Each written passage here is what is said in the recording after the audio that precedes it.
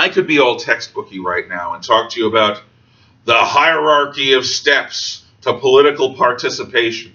I'll use the word "the" to imagine that it's the only way of looking at it. It's not. But these are the things that a person should do in order to be politically active, which is something you will hopefully be from the time you can vote, rather than from your 30s, 40s, or 50s, or whatever. First off, the basic duty is to keep informed. Not just watch the news services that agree with your political points of view, but try to get occasional information to see what the other side is thinking, to see how people differently from you think. Stay informed. Read the newspapers. Watch the news.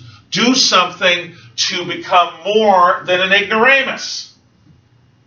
I say this every election, and people look at me like I've suddenly developed evil leprosy. The kind of leprosy that has pirates that jump to other people's bodies and attack with little bitty sabers. If you don't know who you're voting for or what you're voting about, I don't want you to vote. That's my personal opinion. Feel free to disagree with it. Feel free to comment below and tell me why I'm evil for thinking that. I am not saying if you don't have my point of view, don't vote. I want people to express their political ideas, whatever they are. But if you're ignorant, a vote is like playing piñata with an automatic pistol. You have the blindfold on, you're spinning around. Oh, where's the piñata? Boom, boom, boom, boom. You see the problem?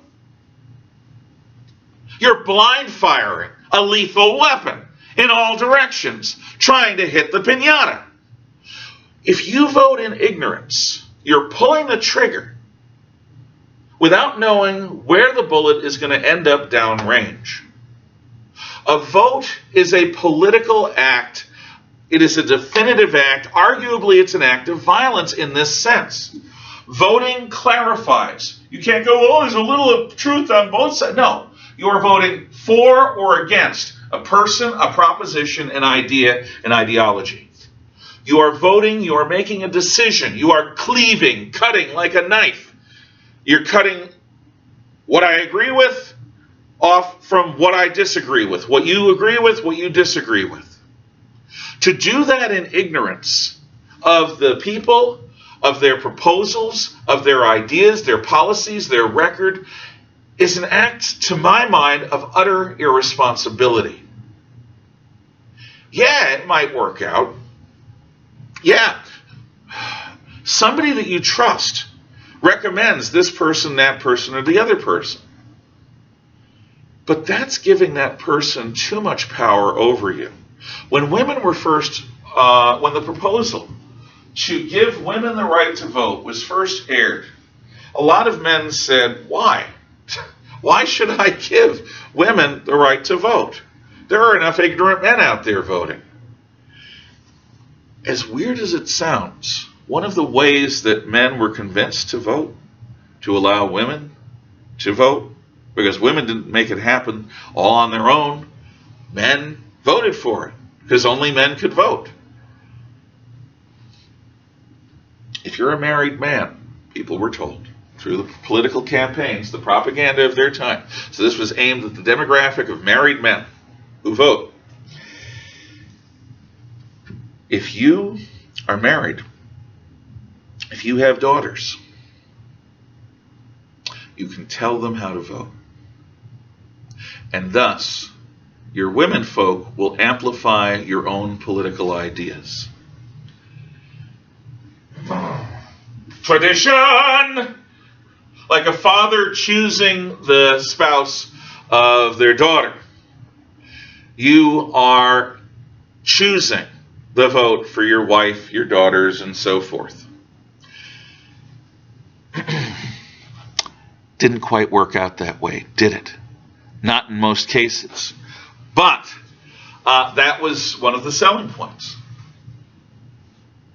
If you don't stay informed, whatever that means, It doesn't mean reading the newspaper every single day. It doesn't mean watching a particular news show every single day or going to an internet news site it means having a notion of who it is you're voting for, what their background is, what they're likely to do with the power that you're about to give them or that you want to give them, what they stand for.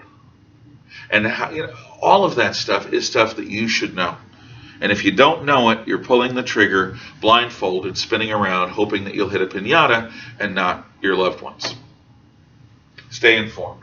That is the first duty of citizenship pertaining to this. It's the first level of participation. The second level is registering to vote. Just to make sure that when it comes time for you to vote, there's not going to be any problem with you going to the polling place and expressing your view through the ballot. So, register. We've talked about that. Now, when you register, you're going to be invited to join a political party. Guess which party I joined? Guess which party other people have joined? I mean, if you look at the adults in your life, you can probably be pretty sure of some people being a hardcore Democrat or a hardcore Republican. And there are other people that you couldn't even begin to guess. It has to do with the way people express themselves. But everyone who joins, who registers, has the opportunity to join a political party.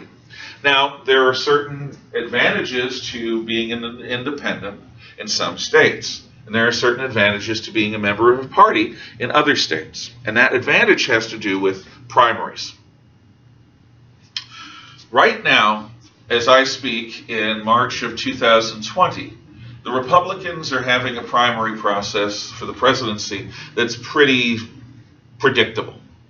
Donald Trump is an incumbent president. He's a Republican, and he's pretty popular within the Republican Party. So he is running for the Republican nomination. He will be the Republican candidate for president, assuming that all goes well. The Democrats, on the other hand, are in the process of determining who's going to be the Democrat candidate for president, who's going to be the Democratic Party's nominee. And a month ago, it was a bunch of people, and Bernie Sanders was in the lead, and then all of the people who weren't Bernie Sanders dropped out, or almost all of them. Tulsi Gabbard is still in. But pretty much everyone who isn't Bernie Sanders dropped out and, in fact, de facto endorsed Joe Biden. So Joe Biden, former vice president, for all of his good and bad points, is now likely to be the Democrat nominee for president. And the big question in most Democrats' minds is, if Biden's going to be our nominee, who's going to be his vice president? And he has promised that whoever it is will be female.